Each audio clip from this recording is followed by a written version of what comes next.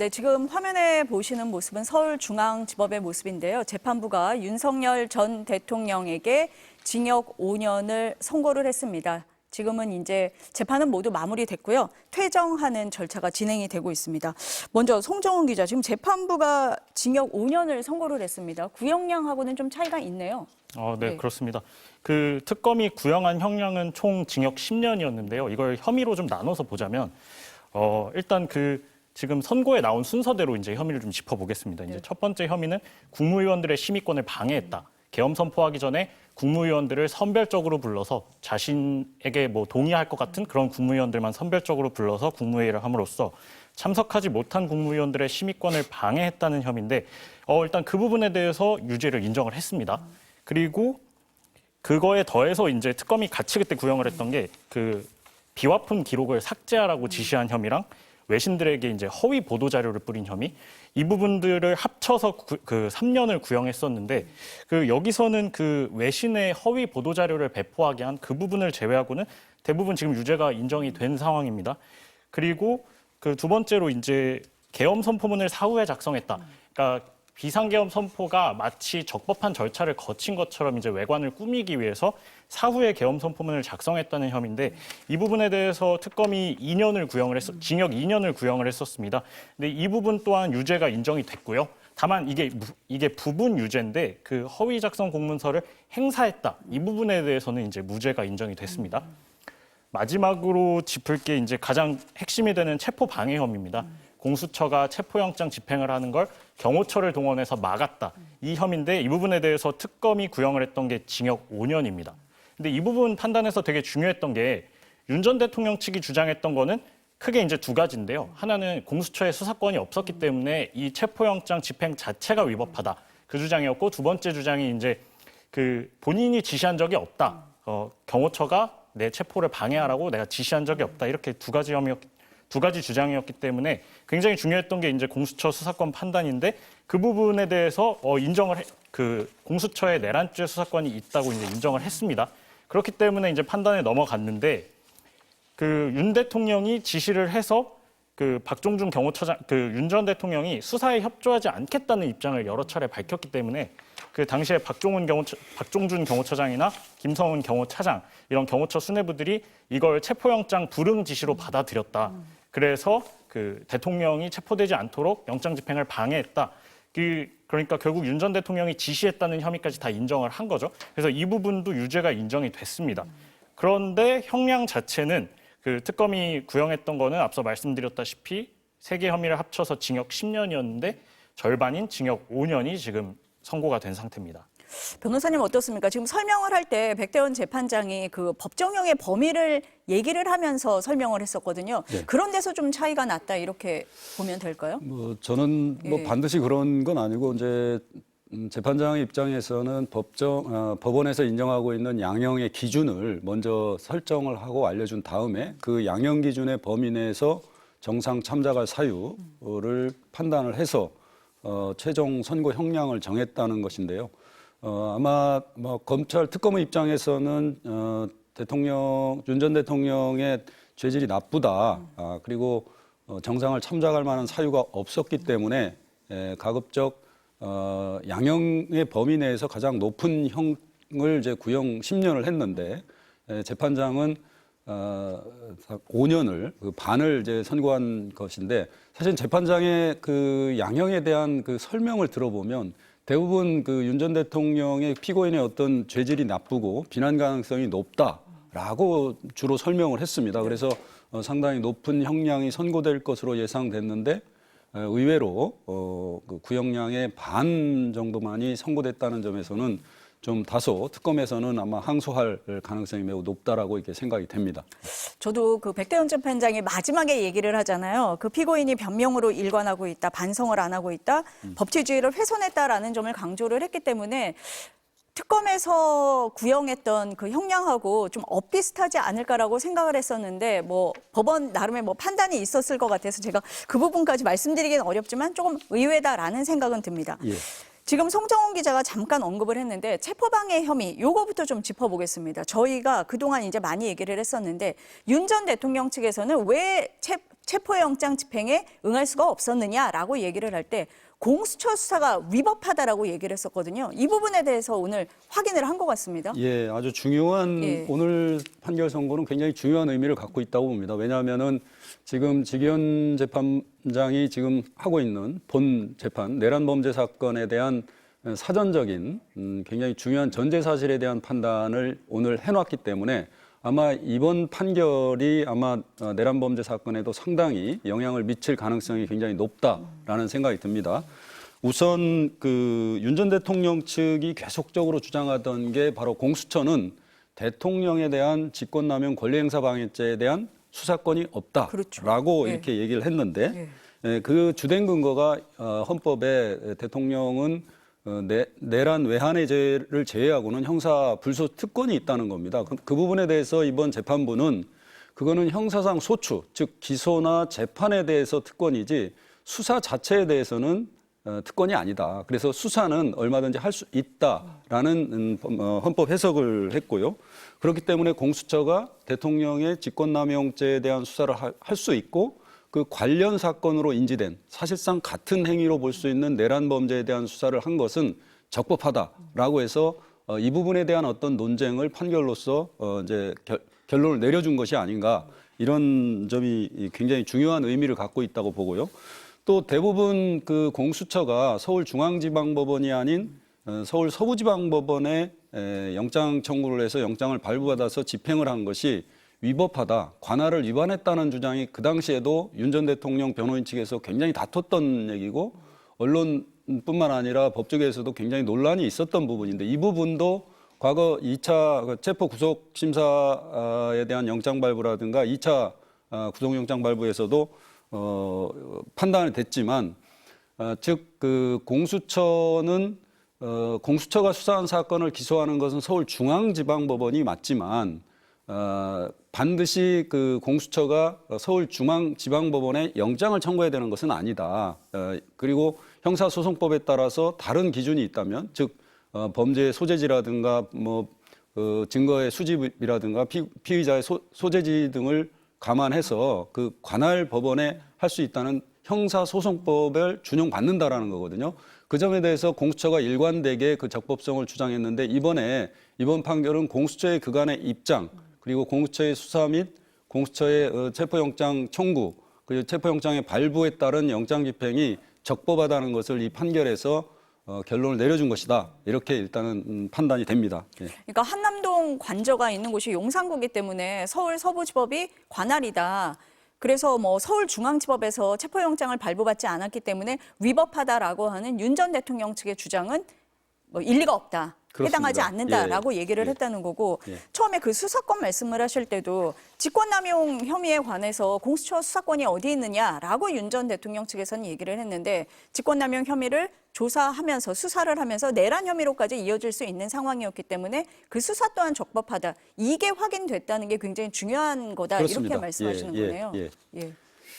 근데 지금 변호사님도 잠깐 말씀을 하셨는데 그 직위원 재판장이 구속 취소 결정을 하면서 이 공수처의 수사권이 어디에 있는지에 대해서는 판단을 안 했었거든요. 예. 그럼 이제 내란 우두머리 혐의 재판을 하는 데 있어서도 이 부분에 대해서는 좀 확실해졌다. 거기에 영향을 줄 수 있다. 이렇게 봐도 되는 겁니까? 그렇습니다. 이제 내란 범죄 사건에서도 이제 윤 전 대통령 측 변호인단이 주로 주장했던 것이 그 체포 과정이나 수사 과정의 위법성을 주로 주장을 해서 기소까지도 문제가 있다라는 그런 주장을 했지만 이번 오늘 판결 선고를 통해서 공수처의 수사, 공수처의 영장 청구 등이 모두 적법하다는 것이 드러났기 때문에 내란 범죄 사건에 대한 판단에 있어서도 상당히 중요한 의미를 가지고 있고 영향을 미칠 수 있다라는 생각이 들고요. 윤 전 대통령 측이 주장하는 내란 범죄 사건에 주장하는 그런 많은 그런 항변들이 대부분 무용화될 가능성이 높다라고 이렇게 생각이 됩니다. 당시에 그 공수처가 발부받았던 영장이 체포영장도 있지만 수색영장도 있었잖아요. 그렇습니다. 예. 당시에 그때 윤 전 대통령 측에서는 이 수색영장을 집행할 수가 없다. 왜냐하면 여기는 군사상 보호 지역이기 때문에 보호시설이기 때문에 영장은 부당하다. 위법하다라고 주장을 했었는데 그 부분에 대한 설명도 네. 한 것 같습니다. 그 부분에 대한 예. 부분도 명확하게 예. 이번 판결에서 판단을 했습니다. 즉 형사소송법 110조 111조에 군사상 비밀을 요하는 장소는 책임자의 허가를 받아야 이제 압수수색 영장을 집행할 수 있는데 지금 이 백대현 그 당시에도 그 여러 법률가들 사이에서도 논쟁이 있었습니다. 대통령 공관의 경우에 군사상 비밀을 군사상 보안을 요하는 곳이기 때문에 책임자의 허락 없이는 집행을 할 수 없다. 그래서 책임자가 허락하지 않는 한 영장 집행은 위법하기 때문에 그걸 저지할 수 있다라고 하는 그런 견해도 있었고 이 형사소송법 조항은 장소적인 그 제한이냐 아니면 목적물에 대한 제한이냐 여기에 대해서 이제 달라지는데 이 재판부는 이번 판결을 통해서 형사소송법에 관한 것은 장소적 제한이지 해당 피의자라든가 어떤 그 물건을 수색하는 데 있어서 제한을 둔 것은 아니다. 그렇기 때문에 공수처가 구속영장, 체포 압수수색영장을 청구해서 체포영장을 청구해서 대통령 공관에 가서 피의자를 체포하려는 그런 시도는 이 형사소송법 조항에 해당되지 않는다. 그리고 거기에서 책임자, 즉 박종준 당시 경호처장이 그거를 그 승낙을 하지 않았더라도 그거는 무용적인 것이고 필요 없는 것이고 거기에 압수수색 영장의 정당한 집행을 위해서 대통령 공관을 그냥 들어가는 것은 적법한 법 집행 행위로서 적법하다라고 봤고 이 적법한 영장 집행 행위를 거부하는 것 그리고 방해하는 것은 특수 공무집행 방해에 해당된다는 점을 명확하게 판단을 내려준 것이 아닌가 이렇게 생각이 됩니다. 그러니까 공수처가 발부받은 체포영장, 수색영장 모두 적법했기 때문에 이걸 막은 건 위법한 행위다, 유죄다 그렇습니다. 이렇게 얘기를 한 거네요. 어떻습니까? 지금 재판부 설명 때도 보면은 그때 그 한남동 관저를 뭐 요새화했다, 차벽을 둘렀다, 인간띠를 형성했다 이런 얘기도 했잖아요. 그 부분은 우리가 그동안 많이 봤던 그런 상황 아닙니까? 네, 그렇습니다. 예. 그때 상황을 좀 다시 돌이켜 보자면은 네. 일단 2024년 12월 당시에 공수처가 윤 전 대통령에게 나와서 수사를 받으라고 세 차례나 요구를 했었거든요. 근데 그때 윤 전 대통령이 끝내 불응을 하면서 세 차례나 불응을 하니까 이제 체포영장이 발부가 됐고요. 지난해죠. 1월 3일 그때 새벽부터 한 6시경부터 공수처랑 경찰이 같이 한남동 관저로 향했는데 그때 이제 경호처랑 심지어 군부대도 동원이 돼서 같이 이제 막아서면서 결국 그때 5시간 반 만에 그러니까 한 오후 1시쯤에 영장 집행이 일단 무산이 됐었습니다. 당시에 이제 공수처가 너무 쉽게 물러난 것 아니냐 이런 비판도 있었거든요. 그 같이 공수처랑 나갔던 경찰에서도 그런 비판을 했던 걸로 지금 기억이 되는데요. 1차 체포영장 집행 시한이 그때 7일이었는데 이게 다 지나고 이제 영장을 다시 발부를 받았습니다. 재청구를 해서 서부지법에서 다시 발부를 받아서 2차 체포영장 집행이 이제 1월 15일이었습니다.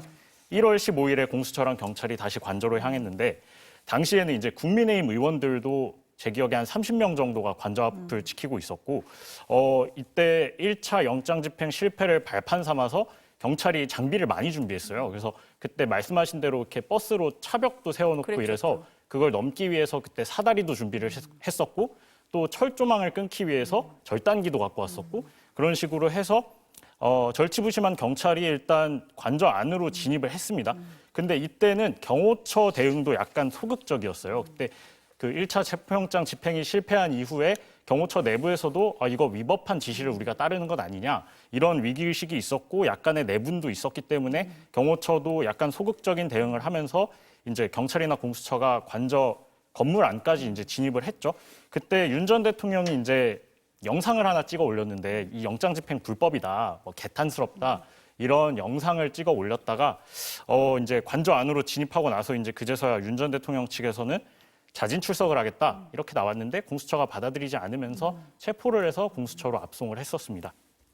재판부가 마지막에 그런 얘기를 하더라고요. 대통령 권한을 남용해서 경호처 직원들을 사병화했다 이런 얘기까지 했습니다. 변호사님 또 하나 짚어볼 혐의, 국무위원들의 심의 의결권을 침해했다. 이 부분을 유죄로 판단을 했습니다. 예. 지금 재판부가 양형 이유에서도 좀 그 부분을 좀 강조를 했는데요. 비상계엄 선포와 같은 국가의 중대사를 결정함에 있어서 대통령은 헌법과 법률이 정하는 바에 따라서 관계 국무위원들, 전체 국무위원들한테 소집을 해서 그 국무위원들로부터 어떤 심의를 받도록 하는 것이 굉장히 필요한 것이다. 그리고 유죄 여부에 대한 판단에 있어서도 그렇게 긴급한 상황이 아니었다. 전체 국무위원들을 다 소집을 해서 국무위원들의 어떤 의견을 듣고 결정을 하고 판단을 해도 됐음에도 불구하고 일부 국무위원들에게만 소집을 해가지고 그 과반수가 찾아 갑자기 비상계엄을 곧바로 선포를 한 거, 이 부분이 굉장히 비난 가능성이 높다라는 점을 양형의 기준에서도 이제 설명을 했는데요. 특히 이제 그 부분에서 뭐 2명의 국토교통부 장관과 산업부 장관의 경우에는 정식 소집을 이제 일부 소집을 했는데 실제 국무회의 회의에는 참석을 못했다. 의결을 못한 거죠. 그렇기 때문에 그 부분에 대해서는 심의권 자체가 박탈됐다고 볼 수는 없기 때문에 일부 무죄를 선고를 했습니다. 뭐 선고라기보다는 그 부분에 대해서는 무죄를 했음에도 불구하고 전체 국무위원들한테 심의를 받지 않고 독단적으로 비상계엄을 선포한 행위는 매우 중대하다라는 점을 강조를 했습니다. 근데 윤 전 대통령 측에서 계속 주장을 했던 건 비상계엄이라는 어떤 긴급성 그리고 보안성 때문에 일부 의원들에게만 통보를 할 수밖에 없었다라고 주장을 했는데 재판부에서는 오히려 반대로 얘기를 한 것 같아요. 그렇기 때문에 오히려 전체 다 통제를 했어야 된다라고 판단을 한 거 아닙니까? 예.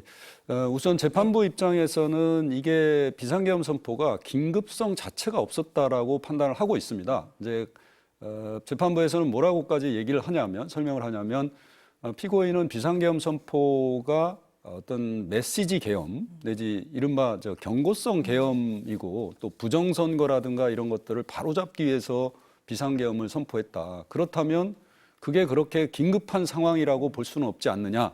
그렇다면 반드시 전체 국무위원들을 소집을 해서 국무위원들의 의견을 들어서 비상계엄 선포 여부를 결정해도 아무런 상관이 없고 시간적인 여유가 충분했다라는 것입니다.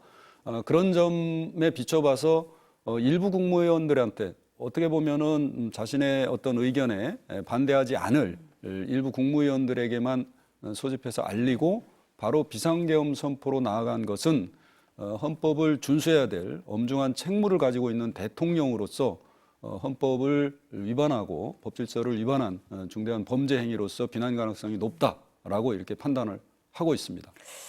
근데 이 부분은 비상계엄 선포 절차에 하자가 있다라고 이해할 수도 있는 부분이잖아요. 예. 그러면 역시 내란 우두머리 혐의 선고에도 영향을 줄 수밖에 없는 그런 혐의 아닙니까? 그렇습니다. 예. 그 내란 범죄에서 가장 중요한 것이 이제 비상계엄 선포와 그 비상계엄 선포 이후에 이루어진 일련의 뭐 군병력의 동원이라든가 국회 봉쇄인데요.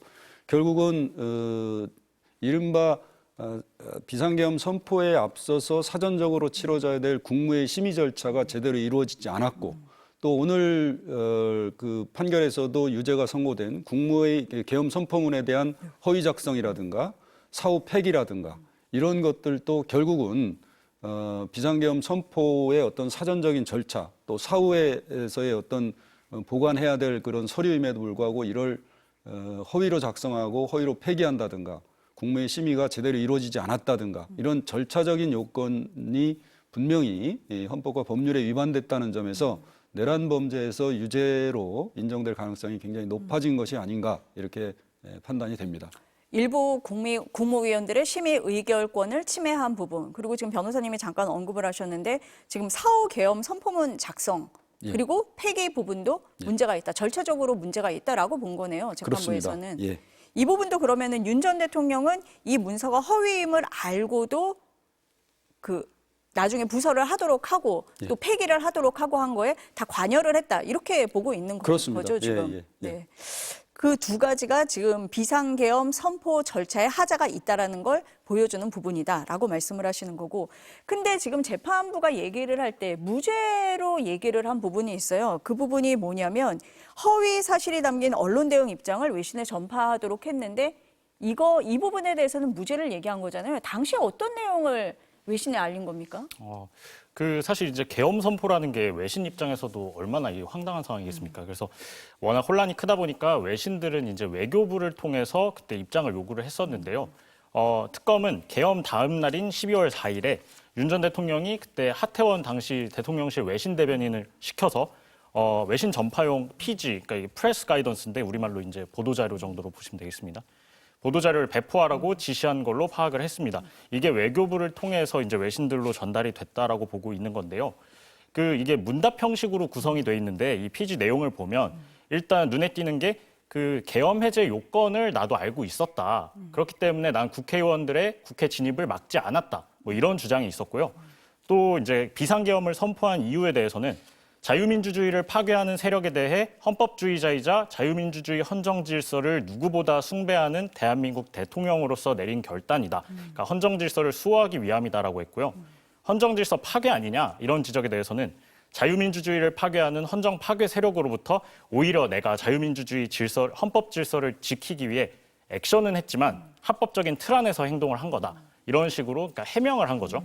해명을 내놨었고 민주당의 입법 폭주가 지나쳐서 국정이 마비됐다 뭐 이런 취지의 내용도 담겼었는데 특검은 이 공보 내용이 허위라고 보고 재판에 넘겼습니다. 이런 내용들은 당시 재판 과정에서 하태원 대변인이 나와서 직접 증언을 하기도 했었거든요. 그런데 이제 오늘 판결을 보면은 그 백대현 재판장은 이제 두 가지 판단을 했는데 하나는 이 피지 내용이 사실이 아니라고 해도 알 권리를 침해한 건 아니다. 이런 판단도 있었고요.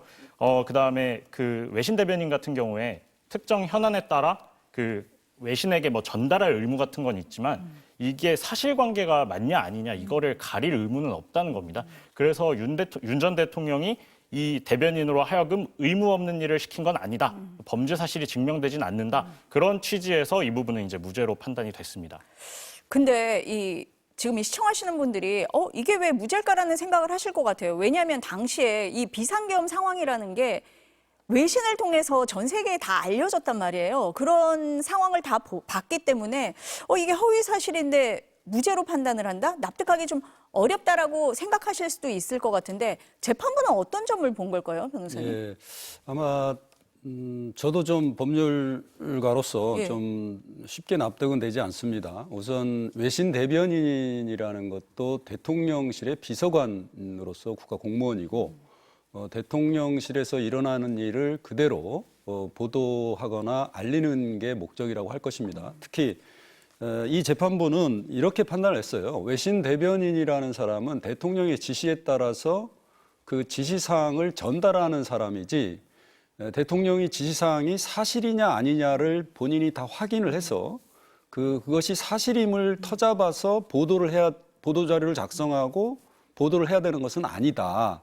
그렇기 때문에 대통령이 비록 사실과 다른 내용을 보도하도록 하였다고 하더라도 즉 사실과 다른 내용을 하더라도 외신 대변인이 본인의 의무 없는 일을 하게 한 소위 말하면 직권을 남용해서 권리 행사를 방해한 것은 아니다라는 게 이제 핵심인 것 같습니다. 그리고 지금 아까 기자님 말씀하신 대로 피지 즉 보도 자료라는 것은 단순히 사실 그 자체만을 보도해야 되는 것은 아니다. 이런 두 가지 판단이 있었는데요.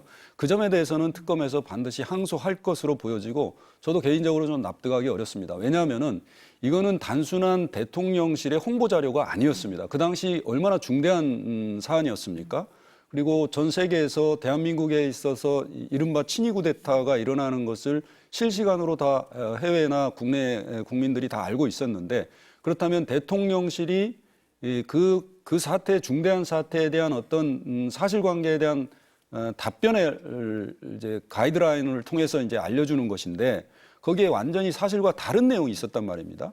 특히 외신 대변인도 비록 대통령의 지시사항을 전달하는 사람에 불과하다고 하더라도 명백히 사실과 다른 내용을 외신이나 국내 기자들한테 언론에 배포를 하고 자기가 발언을 한다는 것은 명백히 허위사실이라는 것을 알았을 것이다. 저는 생각이 되고요.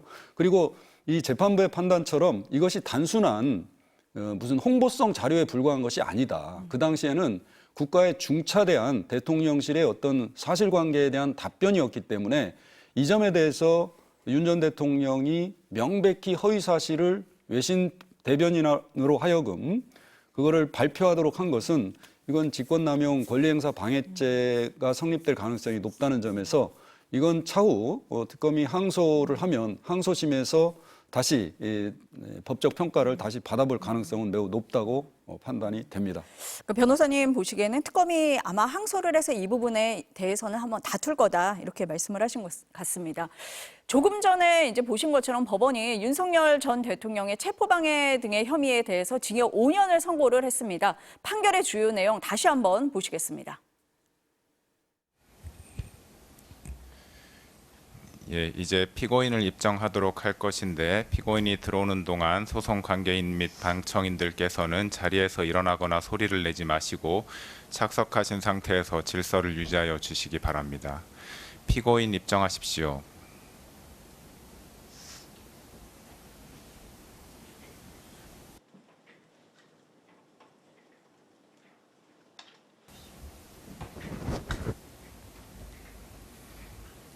판결을 선고하겠습니다. 특별검사가 제출한 공소장에 기재된 피고인에 대한 죄명은 특수공무집행방해죄, 허위공문서 작성죄, 허위작성 공문서 행사죄, 대통령 기록물 관리에 관한 법률 위반죄, 공용서류 손상죄, 직권남용 권리행사 방해죄, 대통령 등의 경호에 관한 법률 위반 교사죄 및 범인 도피 교사죄입니다. 피고인은 계엄 선포 당시 국회 통제 등 물리적 조치를 수반하지 아니한 채 단지 국민들에게 국가 안보 위기 상황, 야당에 의한 국정와비 상황 등의 현황 및 심각성을 알리기 위한 목적에 이른바 메시지 계엄을 선포하려고 한 것이었다고도 주장하는데 피고인의 위와 같은 주장에 따르더라도 국무위원 전원에게 소집 통제를 하지 못할 정도로 긴급성과 밀행성이 요구되는 상황이 존재하였다고 보기 어렵습니다.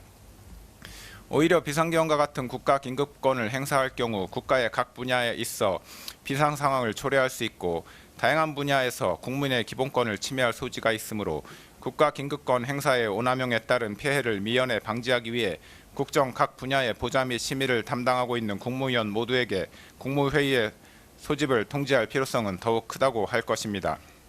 결국 피고인이 교육부 장관, 과학기술정보통신부 장관 등 7명의 국무위원들에 대한 국무회의 소집 통지를 하지 않아 해당 국무위원들이 국무회의에 참석하지 못하도록 한 행위는 직권을 남용하여 위 각 국무위원의 심의권을 침해한 행위에 해당하고 이에 관한 피고인의 고의 역시 인정된다고 할 것이므로 이 부분 직권 남용 권리행사 방해죄는 유죄로 인정됩니다. 또한 이 문서의 내용은 대통령인 피고인이 비상계엄 선포 당일인 2024년 12월 3일 관계 국무위원인 국방부 장관과 국무총리의 부서 및 피고인의 결재를 거쳐 문서로서 계엄을 선포한 것처럼 기재되어 있는데 실제로는 피고인이 계엄을 선포하기 전에 관계 국무위원의 부서가 이루어지지 않았으므로 이 점에서도 이 문서의 내용은 허위입니다. 피고인은 강희구 부속실장이 가져온 위 문서를 보고 서명을 하였고 서명 당시 문서에 기재된 작성 및 결재 일자와 실제 작성 및 결재 일자가 상이하다는 점 및 계엄 선포 전에 관계 국무위원회 부서가 이루어지지 않았는데도 불구하고 위 문서에 마치 계엄 선포 전에 국방부 장관과 국무총리의 부서가 이루어진 것처럼 기재되어 있다는 점을 명확히 인지하면서 문서에 서명하였으므로 허위 공문서 작성죄의 고의가 있었다고 충분히 인정됩니다. 또한 피고인은 향후 비상계엄 선포 요건이 문제가 될 경우 등에 대비하여 비상계엄에 관하여 헌법 제82조에서 정한 문서 주의 및 부서제도 요건을 갖추었다는 점을 증명하기 위한 문서로 사용할 목적으로 위 문서에 서명하였다고 보이므로 문서를 행사할 목적도 있었다고 인정됩니다. 결국 피고인에 대한 허위 공문서 작성죄 공소 사실은 유죄로 인정됩니다. 헌법 및 법률에서 대통령에 대한 수사를 제한하고 있지는 아니한 점, 수사기관의 수사는 형사상 소추를 반드시 전제하는 것은 아니므로 형사상 소추와 수사기관의 수사는 분명히 구분된다는 점 등에 비추어 보면 공수처는 대통령 신분이었던 피고인의 형법상 직권남용 권리행사 방해 혐의에 대하여 수사를 할 수 있다고 판단됩니다. 공수처는 피고인의 직권남용 권리행사 방해 혐의에 대하여 수사를 하던 중 피고인의 내란 우두머리 혐의가 직권남용 권리행사 방해에 관련 범죄에 해당한다고 판단하여 피고인의 내란 우두머리 혐의에 대한 수사에 착수하였습니다. 피고인의 직권남용 권리행사 방해 혐의와 내란 우두머리 혐의는 사실관계가 동일하여 중간행위나 다른 원인의 매개 없이 직접 연결되고 직권남용 권리행사 방해 혐의에 대한 수사 과정에서 자연스럽게 피고인의 내란우두머리 혐의가 드러날 수밖에 없는 관련성이 인정되므로 공수처는 피고인의 내란우두머리 혐의를 관련 범죄로서 수사할 수 있습니다. 이 부분 공소사실은 피고인이 박종준 경호처장, 김성훈 차장, 이광우 경호본부장과 공모하여 그들의 직권을 남용하여 경호처 소속 공무원으로 하여금 의무 없는 일을 하게 하였다는 것이고 형법 제33조 본문에 따라 신분범의 경우 비신분자와 공범이 될 수 있으므로 피고인에 대해서 직권남용 권리행사 방해죄, 공모, 공동, 정범이 충분히 성립합니다. 따라서 피고인에 대한 이 부분 특수공무집행 방해죄, 직권남용 권리행사 방해죄, 범인도피 교사죄의 공소사실은 모두 유죄로 인정됩니다. 이상의 이유로 다음과 같이 판결을 선고합니다. 피고인 일어서십시오. 주문. 피고인을 징역 5년에 처한다. 이 사건 공소사실 중 허위 작성 공문서 행사의 점 및 허위 공보 관련 직권남용 권리 행사 방해의 점은 각 무죄. 피고인은 이 판결에 불복이 있으면 오늘부터 7일 이내에 이 법원에 항소장을 제출하여 항소할 수 있습니다.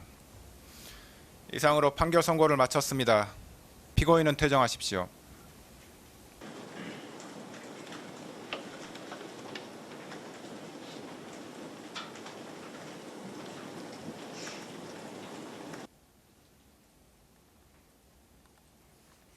네, 윤석열 전 대통령이 법정에서 퇴정하는 모습까지 보셨습니다. 판결 내용 다시 한번 보셨는데 재판부가 징역 5년을 선고를 했습니다.